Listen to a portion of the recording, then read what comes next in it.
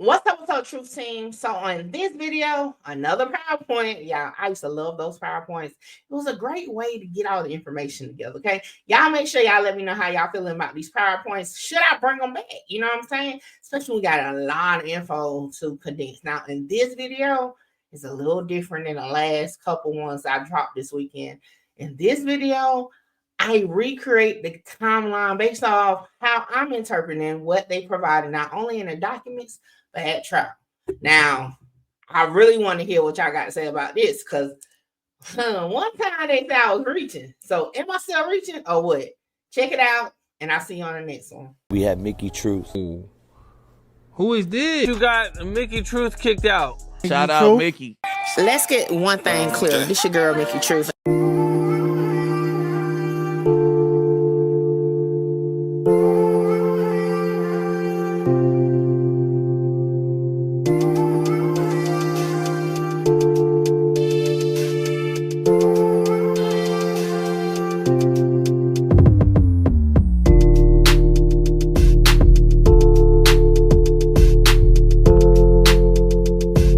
Like I told y'all, I've been reviewing the documents that have been released, 133 pages to be exact, to one of the documents. So here's a video, okay?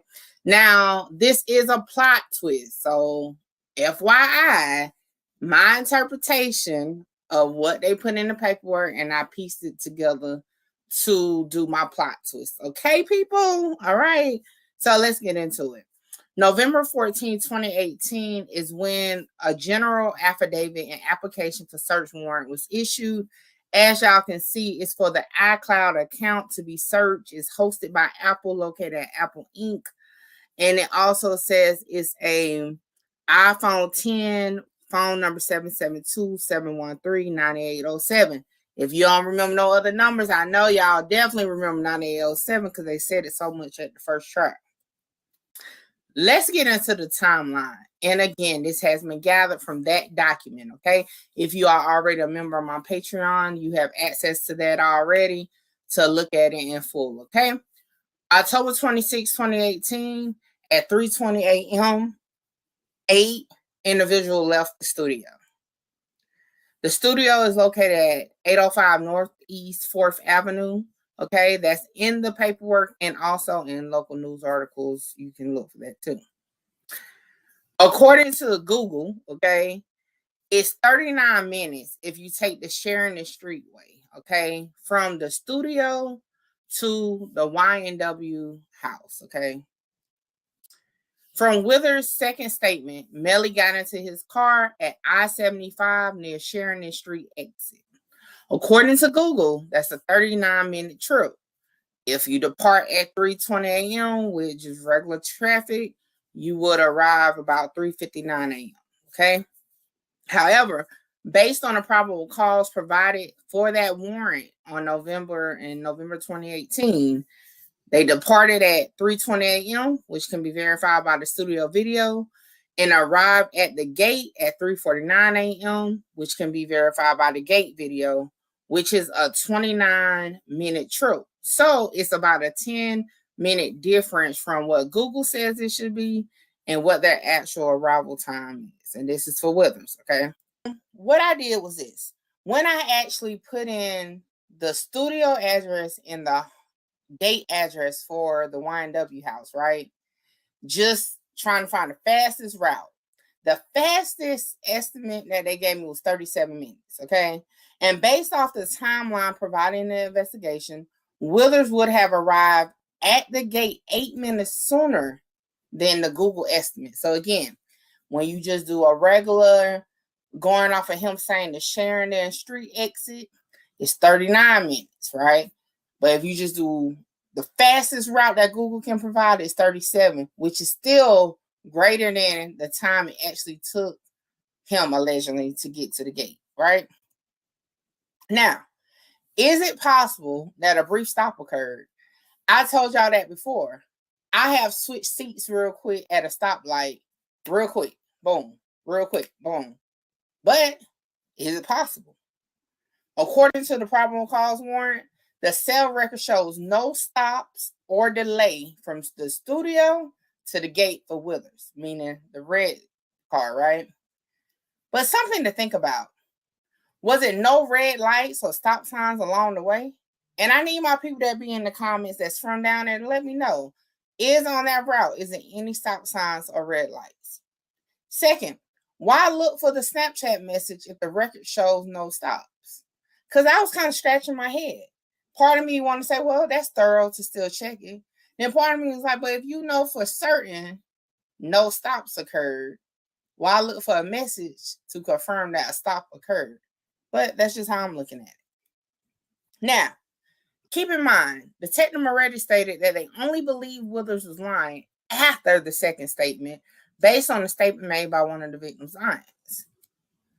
Was speed taken into consideration? Like, I really want to know that because, like, you know, somebody asked me how long it take me to get to Charlotte. It's going to be a totally different answer than if you Google it because, you know, I drive speeding though. Now, no GPS of either vehicle was obtained, nor records that can verify the speed of either vehicle. Now, 3:30 a.m., according to the probable cause warrant, victim 2 asked his girlfriend, what's her location via text. And this is according to his girlfriend. Now, it caused me to get scratching my head because I'm like, okay, Withers stated Melly got in his car due to a fight happening in the Jeep. And I want to ask y'all this. Could Withers be telling the truth about picking up Melly off of Sheridan Street exit? Y'all let me know in the chat. Could the fight actually be a reference, though, to the shooting? Could the shooting have happened during that time? Y'all let me know what y'all think. Now, again, Withers stated he picked up Melly. This is the second statement, though, okay? Sheridan Street exit off of I-75. And y'all, these pictures is just Google Maps. I ain't never been down here. Do not hold me to the exact preciseness of these, just to give y'all a visual, okay? Now, my next question I asked myself was, what happened between 3:20 a.m. to 3:30 a.m.? And for those who haven't caught on why that particular time frame, is because the video leaving the studio, everybody looks in good spirits. Don't look like nobody having no issues at 3:20 a.m. And if a text was sent to the victim's girlfriend at 3:30, you know, like, well, what was transpiring, right?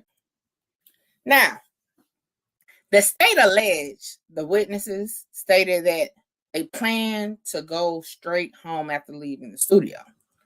However, victim 2 requesting girlfriend location could mean his plans were to go see her, not go back to the Ynw house. Now, whether it was just because or to get away from whoever was fighting in the car, it still can give the assumption, or you can assume, right? Or it's a possibility he wasn't planning on going straight back to the Ynw house. Now, this is where I couldn't locate. Did they retrieve the cell phone records for this text that was sent to the girlfriend? Because to me, verifying that that text took place can confirm the shooting did not take place prior to 3:30 a.m. Because again, time of death cannot be determined or was not determined. So right now, all you need is evidence to try to narrow it down to a time frame. Okay. But y'all let me know what y'all think. Now, video shows both vehicles passing by the McDonald's at 3:46 a.m. Okay. So that's about 16 minutes after the text sent to the girlfriend allegedly, right? Based on the Google Map estimate of 3 minutes from McDonald's to the gate of the Ynw house neighborhood, Ynw Melly would have to get out the Jeep prior to passing McDonald's, which then will lead me to assume, right, if we're going with that narrative, that the time frame of the shooting would have took place between 3:30 a.m. to 3:46 a.m. Let that simmer on your brain real quick. And y'all let me know what y'all think about it. I'm going to keep going. According to Detective Moretti, the Jeep was driving normal the entire time. Now, these are the videos that, based on me reviewing paperwork, I came to find out. If y'all found another one, let me know in the chat now, okay? 3:20 a.m., they can confirm it with the studio video. 3:46 a.m. is the McDonald's area video. 3:49 a.m. is the gate video. 3:53 a.m. is the 19200 block, and 4:06 a.m. is that same block, but eastbound. Okay? And I want y'all to pay attention closely to those 19200 blocks. Okay? And I know I'm probably saying it wrong. I'm not sure how they pronounce it. 19,200 block or whatever. Okay? Pay attention to those. Now, again, at 3:49 a.m., the red Jeep arrives at the gate. They have the video for it. Takes exactly 3 minutes. This is why I say I do not feel, in my opinion, the switch happened there. Okay? It's just, it's just not setting right with me that within 3 minutes, that's where the actual switch take place. Now, but mind you, if we're going off of what Would said, it wouldn't have took place here anyway, because he said the Sheridan Street exit. Now, cell site records reveal the following, okay? They reveal, again, what the video shows. That at 3:49 a.m., okay, that Withers was at the gate. The video shows it. Cell site records also show that Melly and victim 1 were traveling north on Southwest 184th Avenue towards Pines Boulevard, and then turned west on Pines Boulevard. Now, mind you, that's only 2 out of 4 of the occupants of the car. Now, 3:53 a.m., video shows Jeep traveling on 19,200 block towards US 27. 4:06 a.m., they are returning from that area eastbound. All right. So that's only about 13 minutes from the time the camera caught them going to the time the camera caught them going back. My question would be, are they able to see clear view into the car though? But again, I haven't heard, I don't recall it at trial, but you know, I'm not going to sit here and say I watched every moment of it. But y'all let me know if y'all caught something. Does it add up though? 9807 phone was outside of the vehicle according to cell data records at 4:03 a.m. This is the alleged time frame that the drive-by is staged. However, 3 minutes later at 4:06 a.m., the Jeep is passing back on the 19,200 block eastbound. I mean, again, that's a lot to do because, mind you, from 3:53 a.m. when they passed the camera the first time to the fact when they said, allegedly, right, Melly gets out the car to stage the drive-by, that's about how long? What, 10 minutes? But it only takes 3 minutes to circle back? I don't know, but y'all let me know. Does it add up? Now, at 4:32 a.m., the iCloud of 9807 separates from the iCloud of the victim. And the reason why I switched it up to say the iCloud, because in actuality, that's what they're tracking, not per se the phone. They're tracking the iCloud is just associated with the particular phone. And I'll get into that a little later. Now, according to the documents, the movements from 4:06 a.m. to 4:35 a.m. is cell data records only. It's no video. Only when they go back past eastbound and then when Bortland arrives at the ER. So a couple questions I want to ask y'all, and y'all let me know in the chat. Where is the phone pinging during this time? Is the phone stationary? What calls and or texts were made or received? And what data was used during this time frame? Now, at 4:33 a.m., Withers left home. Yeah, that's an interesting detail. I know, because I didn't even know that part, right? Yeah, so cell site records revealed. And it says the phone of Withers also contradicts what he stated to the official. Withers left his house in Memoir and was on US 27 at approximately 4:33 hours. This evidence was in direct contradiction to what was stated to the officiant at the hospital by Henry. 4:33 a.m., right? What would Withers be doing back out the house? Now, mind you, he just got home at 3:49 a.m. Why is he back out at 4:33 a.m.? Now, couple questions for y'all. Okay. Yes, I'm rubbing my hands together. Did Withers receive any calls or texts once arriving at the gate at 3:49 a.m.? Now, according to the deposition and the paperwork, they pulled his records. Did they find any calls or anything? Right? So, if Ynw Melly remained in the car until 4:32 a.m., could Withers have picked him up? Did Withers take Melly to Fredo Baines' house? Was it Withers' phone that was used to call Riri, aka Mariah Hamilton? Y'all let me know what y'all think. These just questions. Next, this is the plot twist. Shout out to Marie the boy. I love when he says I've been taking his word. What if Bortland had the phone ending in 9807? I know. Y'all gonna be like, but Mickey. Okay. Well, listen. What if Bortland tossed the phone out the window en route to the hospital? Now, these are what ifs. I already know y'all about to tear up that comment section, okay? Now, is that why Melly had to get a new phone on October 29th, 2018? And yes, I did not just pull that out of my ass, okay?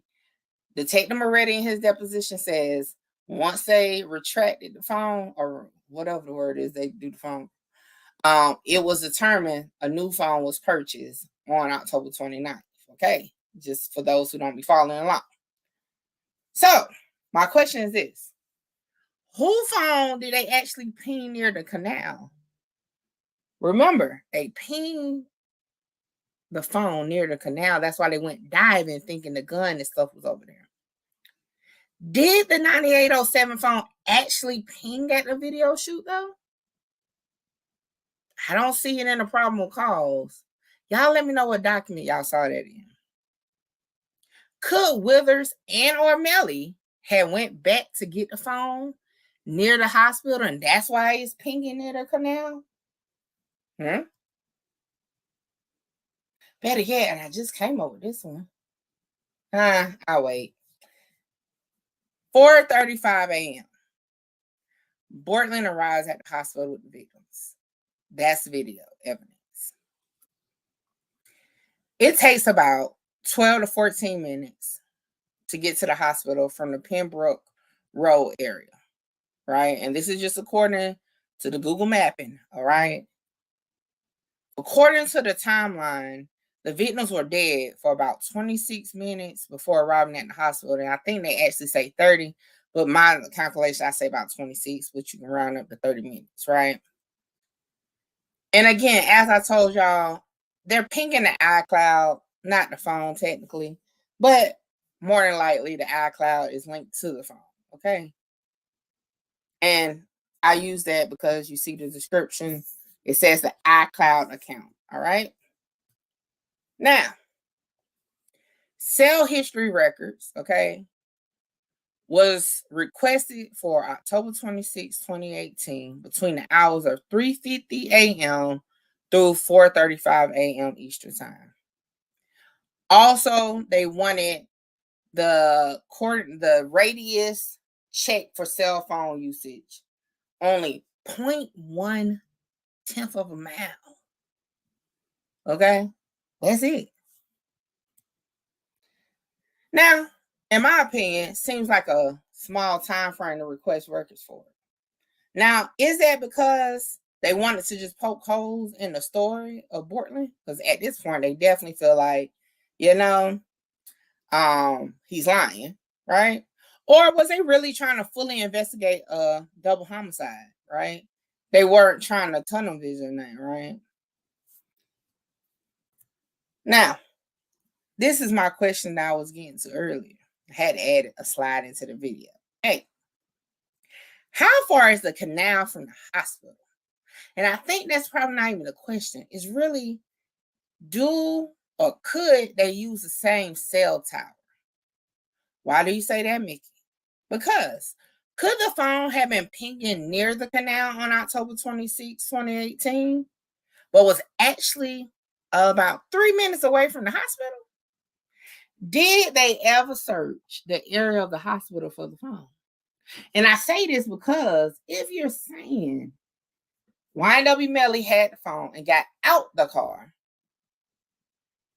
and then you don't track it no way else besides to a canal, it makes me think, was it ever at the canal? Is the phone still to this day somewhere on the ground under some mud or under some dirt? Or like, is it? I doubt it. But I'm just saying, you know, did they ever look? I don't know. Y'all let me know what y'all think. Now, again, my mind just be like thinking about things. And it'd be like, ooh, interesting.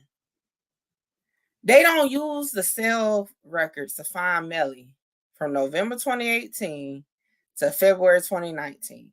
In Moretti's deposition, he says they were unable to get in contact with Melly to do an interview with him to find out what's going on at all. The only time they ever find Melly is when Melly turns himself in and they try to talk to him. And of course, he said, talk to my lawyer. But they ping it, right? They ping the phone to obtain it from track during a meeting at the state attorney's office. For those who don't know, in the deposition, Moretti says they knew for certain Track had the phone because they were pinging it in real time. So they knew it was like in his pocket. Okay? And that's on page 35 of the deposition for those who wondering. So you could do it then. Why wasn't you doing it in between so you could, again, find out what he knew or what he could tell you? And I'm going to give y'all an example. The YSL case, one of the co-defendants, okay, Walter Murphy, one of his older cases, they pinged his phone to find him because he had a warrant, okay, in real time. So I know they have the capability of pinging it in real time. So why wasn't it done to find him to bring him in for questioning? I don't know. Is that reaching? Y'all let me know in the chat. Truth Team, what you think? Like, for real, what y'all think? And like I said throughout the video, that's my opinion. And if you don't like it, guess what? I'm like, fuck yeah. This is the weakest. Give a fuck about what they scream. Holla! Shout out Mickey. Mickey, you gonna be big. Like, I'm trying to conquer the world, coming from where I come from. Hey, this your girl, Mickey Truth, #1 blogger in South Carolina. #1 blogger in South Carolina.